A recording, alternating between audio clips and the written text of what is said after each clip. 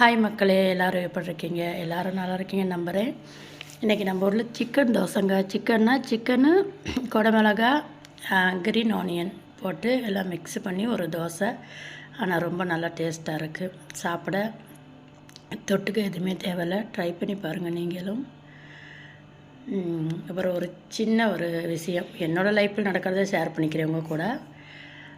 நம்மளும் ஒவ்வொரு மாதமும் என்னென்ன இப்போ நமக்கு ஒரு பிரச்சனையை முடிப்போம். இந்த மாதம் சேலரி எடுத்துகிட்டு அதில் முடிச்சிடுவோம், அடுத்த மாதம் அந்த பிரச்சனை முடிஞ்சிடும் அப்படின்னு ஒவ்வொரு மாதமும் அப்படி நினைக்கும் போதெல்லாம் ஒவ்வொரு பிரச்சனை வந்துக்கிட்டு இருக்குது அடுத்தடுத்து. அதுவும் எனக்கு ஏகப்பட்ட பிரச்சனைங்க, ஒன்று ரெண்டே கிடையாது.